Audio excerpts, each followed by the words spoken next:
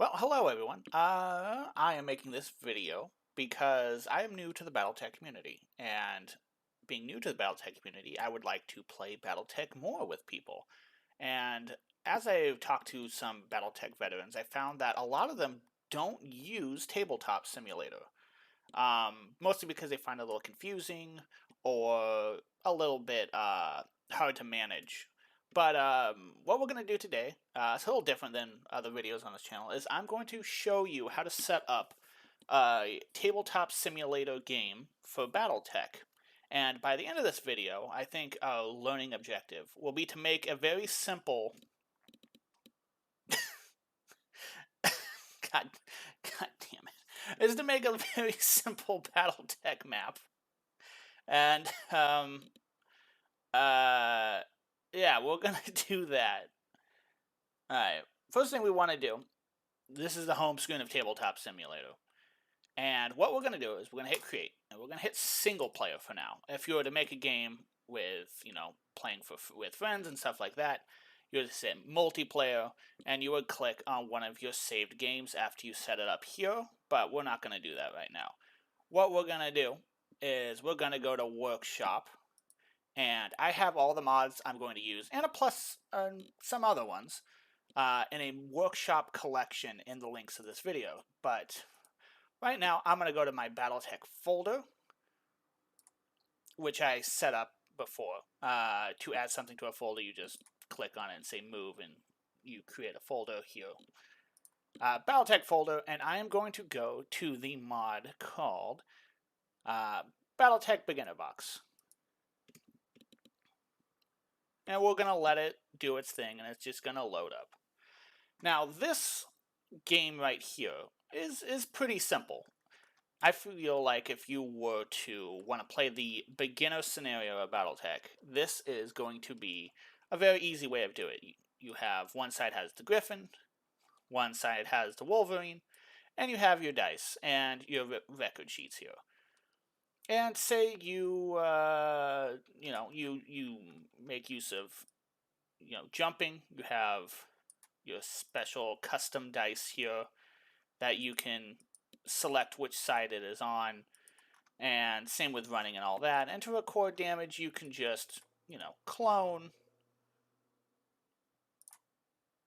your dice here so that you have more, and you can set it on the parts, and you can custom roll it, and that would get you to where you're going.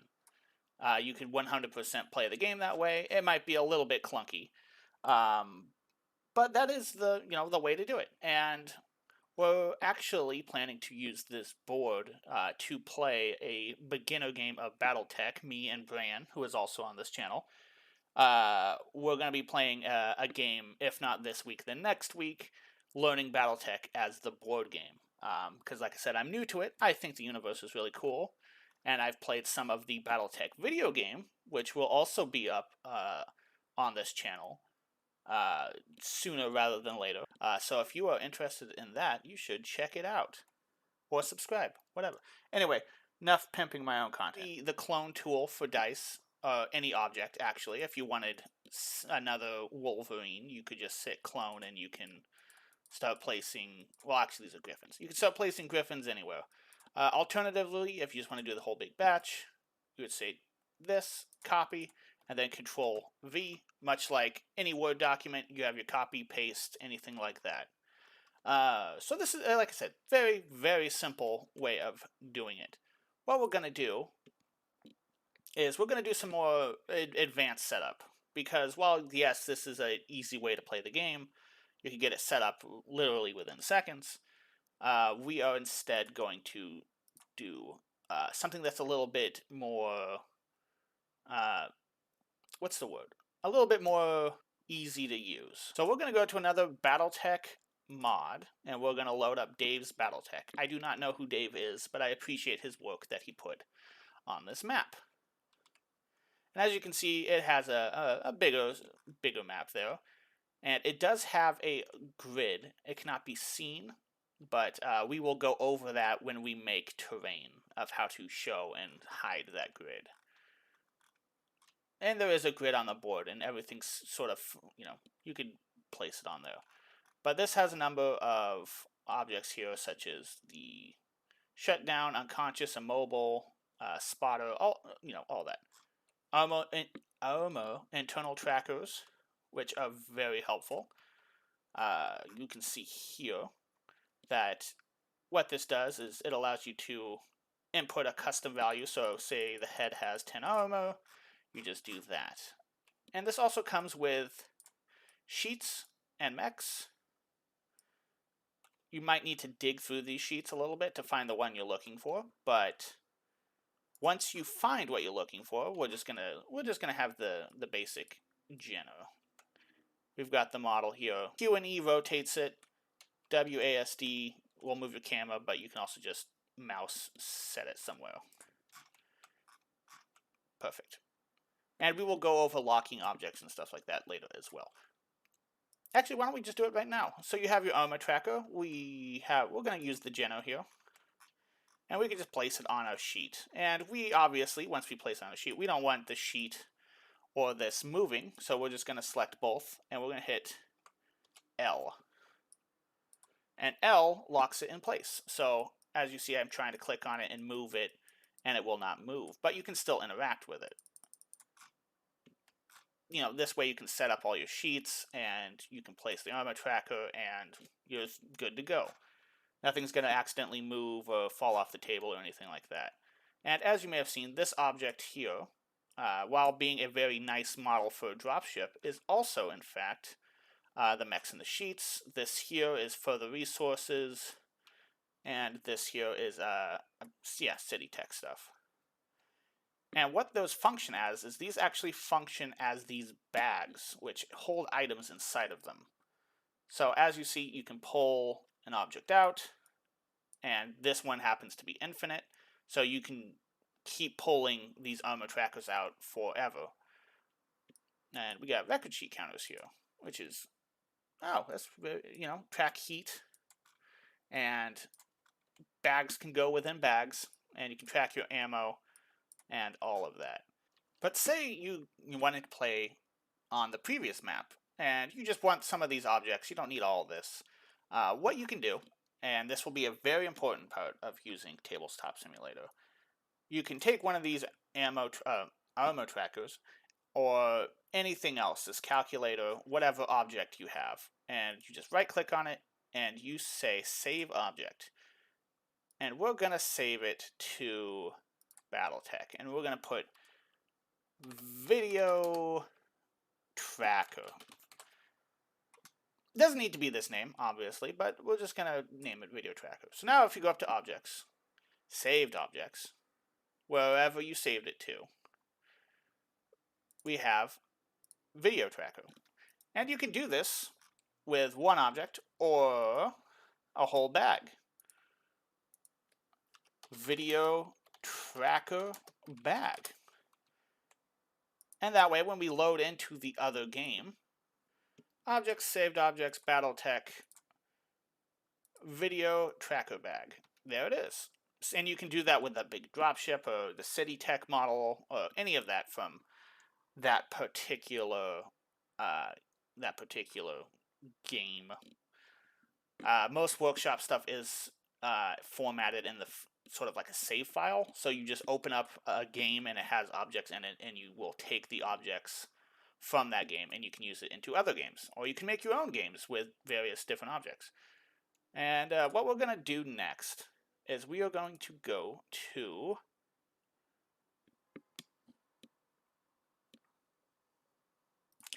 Battletech Accessories. And this is another map that is going to be, or game that is going to be in the list of workshop mods that I have linked. Now, sometimes when you open up a file or a workshop file, it'll come up with something like this, custom asset bundle. Basically, which that means that something has not imported the mesh correctly. Luckily for this one, it is only one thing, and I could not tell you what it is because there's a lot of things in this game here, but if you start getting a lot of those, it means something isn't loading correctly, and if the problem persists, it's probably on the game maker who actually made the game. For some reason, it's not hosting correctly. So, in this specific game, we have a lot of different things. Hit locations, firing arcs, all of that. Reference sheets, these custom dice tray, dice counter things here, which I have to say are really cool. I would recommend messing around with them. But the things we're looking for here are going to be for making a little map. We got these here, and we're just going to save. We're just going to drag our mouse over all of them and just save it as one big object. Terrain, video. And same with this. Terrain box, video. Also, I'm trying to wrap this video up quickly because, man, is it hot in here. Heat level critical. So, we're just going to swing on back. I would recommend browsing this particular mod. It has so many cool things that are very helpful. So I would recommend looking at it. But we're going to actually make our map here on Dave's Battletech. And what we're going to do, the L key locks objects, like I said, but we're going to use it to unlock objects. So we can get rid of those, because we won't need them for this. We are going to be creating our own little map here. And we're going to go up to Options, and we're going to go to Grid. And we're going to make a hex grid. And we are going to have... we're going to have it snap to center. Basically, this means when you place an object in the grid, it will snap to the center of the grid instead of the edges of the grid. And line thickness, we're going to have it show lines so we can actually see it. And you can change the color and opacity of the lines. And we are going to set it to 2.25. That is the particular measurement of the tiles that we have copied from the Battletech accessories. I did some pre-measuring beforehand. That's the only reason I know that. And we're going to go to Saved Objects, Battletech, Terrain Hexes, Terrain Video. Oh, you know what? Terrain Hexes is just my normal saved one, so I'm going to delete that. Terrain Box Video. And again, sometimes when you import an object, it will take a second to load them in. So if you see that, do not be alarmed. It is fine. But now if there's a locked object that you want to save, such as this cool dropship here, you just unlock it and save object. Do the same thing that we've been doing. And it will have all of the contents in it. So it'll have the 2 bags and all the sheets and all of that. Now, what type of terrain do we want to make? Let's do something pretty generic. So each of these bags, you can have the objects dragged out of them. Is there a way to just move? We're just going to make use of a lot of grass for this. And for some reason, it's based on, it'll show the height. It always has seemingly the tallest one in there first. So we're just going to have to dig for level 0. Alright, perfect. And we're just going to take the lowest one, and we're just going to use that clone tool. And we're just going to place some level 0 stuff here. And I know what you're saying right now. You're like, well, that looks good, but there's a space between it. But we will make sure to get rid of that space.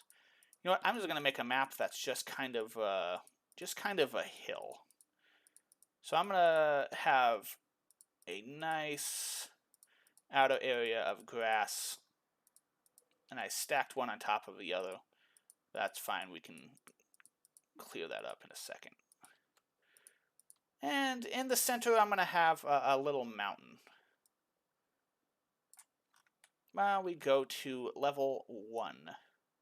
We're going to place that, and we're going to make sure it's rotated properly before cloning it, because if it's not, everything will just be cloned at the wrong angle. And I did the same thing where I stacked some level 1 objects on top of each other, but it is not a big deal. We will find a home for them.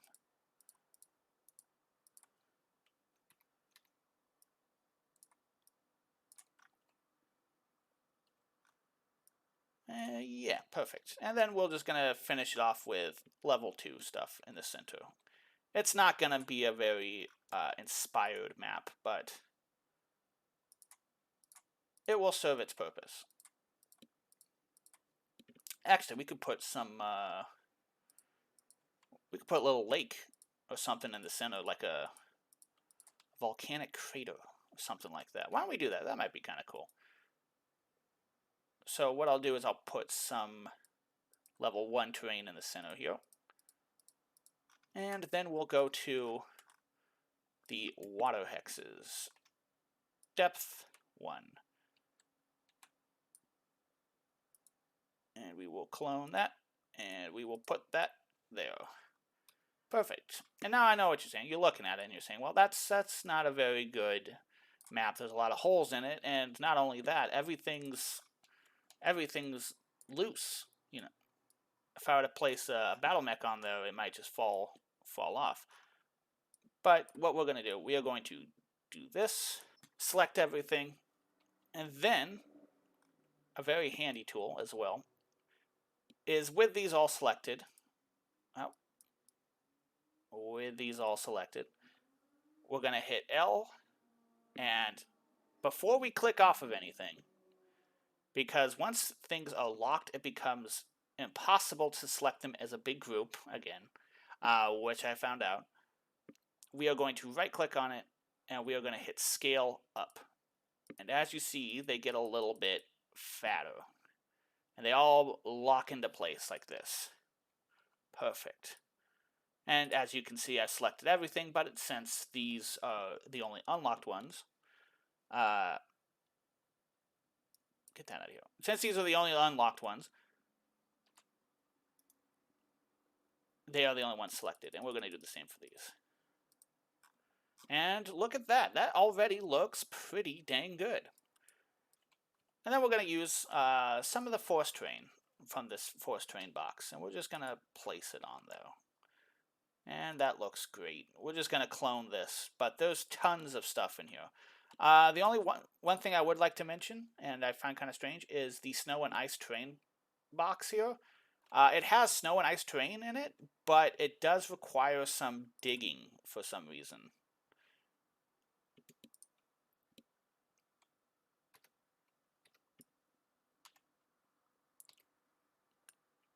Perfect. And we're going to lock these all into place. Let's see. If I were to interact with it unlocked, no. Sometimes if you leave an object unlocked, it will have kind of strange physics to it. And it's kind of hard to... you'll place something on it and it'll bump off. It'll still have like collision physics to it. But yeah, so, that could use a little... Yeah, whatever. This map's perfect for what it needs to be. But yeah, so we've made a custom map, and looks pretty good. We have a number of Battletech items, if not in this map and the other one. Like I said, I'm trying to keep from overheating while recording this video. But last thing I want to mention is for Alphastrike. Let's see. Yeah, why don't we load this object in? This is just some generic buildings. But for Alphastrike, everything's basically the same. There is an Alphastrike mod, a couple of them, I believe, listed in the linked mods for this. But for Alphastrike, the one thing I want to mention is because it uses like a ruler rather than hexes, what you'll use a lot of the time is this line tool. which is default in inches. And I'm actually going to turn the grid off because it snaps to the grid. Oops, that's the lighting. Grid, show lines, snapping off. Perfect. So this is default in inches, and if you wanted to measure something 9 inches away, you would just do that. Alternatively, if you wanted to, say, move this object 3 inches, you could pre-measure it and be like, oh, it's there. Or you could just click it, hold tab, and move it 5 inches. There we go. Move it 5 inches forward. Yeah, that's kind of the basics of what I wanted to show. I hope this video was somewhat informational. It's definitely different than one I would normally put on this channel, but because we are having such a big swell of Battletech, even on this channel, we're going to be playing the tabletop at some point, like I said, and I've already recorded, if not edited, the playthrough of some of the video game, which there will be more episodes than just the one, because I'm having a blast playing it. Yeah, I figured why not just lump it all in together. So if you found this video informational, I am glad. If you want to see some more Battletech stuff on this channel, you could subscribe. That might be pretty helpful. Yeah, I mean, that's just about it. So I hope everyone has a good day. Goodbye.